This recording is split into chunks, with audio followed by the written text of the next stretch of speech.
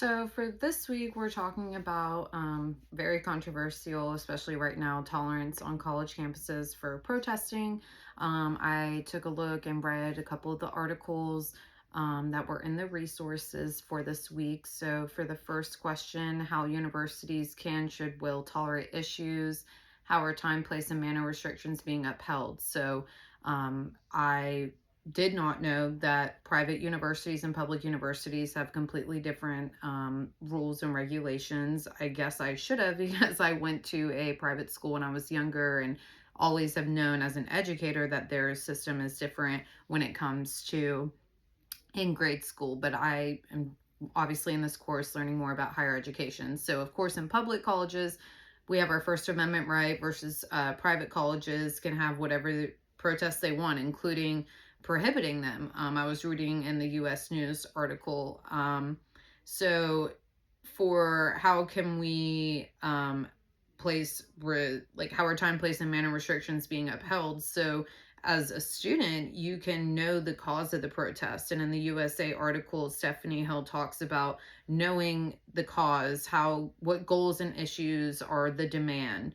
I think social media playing a big and lasting impact on this generation when it comes to protesting. So maybe back, say, in Vietnam, when people are protesting, we have pictures and videos, but nothing like social media we have now.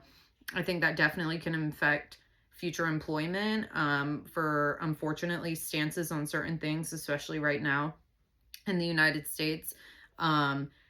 Being fully socially aware of social media to avoid protests that don't align with the values, morals for safety is something I wrote down as a personal thing. So if you know something's going on that you've seen on social media on campus and you don't maybe align with that, you may want to stay clear of that protest for safety reasons or just moral alignment altogether. So I think allowing these protests to happen is a completely First Amendment right. One of the best parts about living in the United States, you can have the freedom to say whatever you want. So I don't believe in private colleges saying, okay, we can't have that at all. That to me is not right.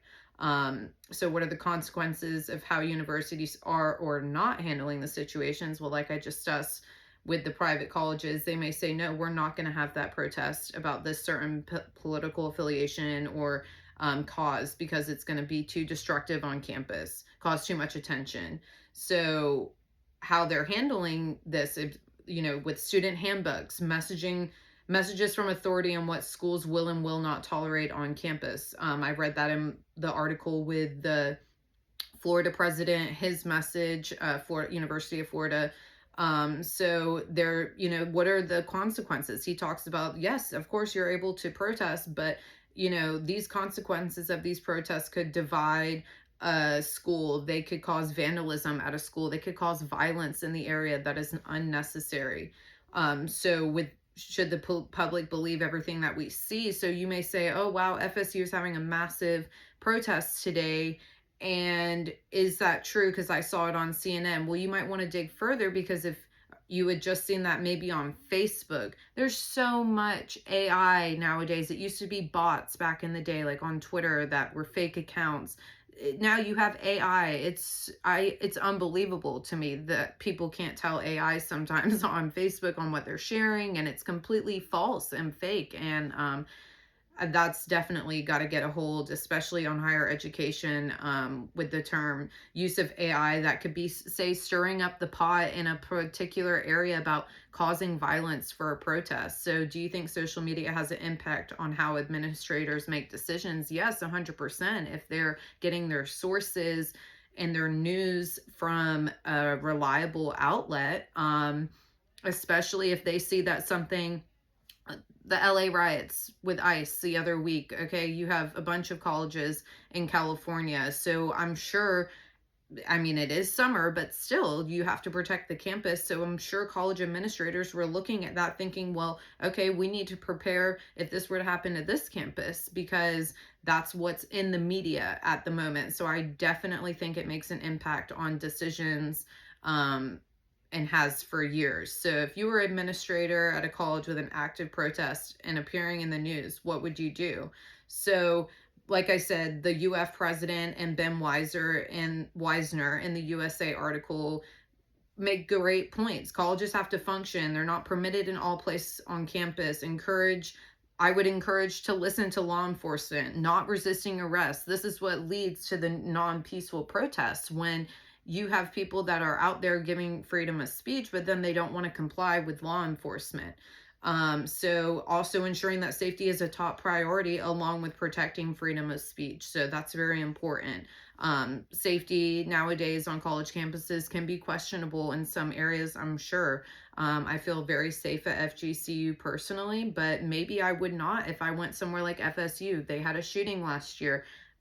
There were protests that were going on that the shooter didn't align with. That's a perfect example of something turning violent. I really hope that in the future we are still promoting freedom of speech, but there is a regulation, for example, on how much protesting is going to make a difference and for how long. Now, of course, I know these do not go on for a long period of time, but especially when we see in the media social issues that are at cause, we now have this powerful tool to just be on our phone and say, okay, we're going to meet up with 100 people tomorrow on this campus and protest this. But that's when you have to refer on knowing what you are able to do on your campus, where you're able to protest. We were talking about with financial aid, reading the fine print on certain prices. Well, how many people actually read the student handbook? These are things that were definitely addressed in the orientation at FGCU. I can't say the same for other colleges. I think it's definitely something that should be maybe even brought up in orientations for colleges. I feel like the younger generation for me are definitely more outspoken when it comes to protesting, and it's definitely something that should be addressed for incoming freshmen or overall in general. Making announcements from the president, we of the college, we know this is going on, this is what we're going to do to ensure your safety, but please protest in this area. So just giving specific details and guidelines would definitely be a top priority if I were to be an administrator at a college. Yeah, so these are just some talking points that I was referring to on my notes from reading the resources this week.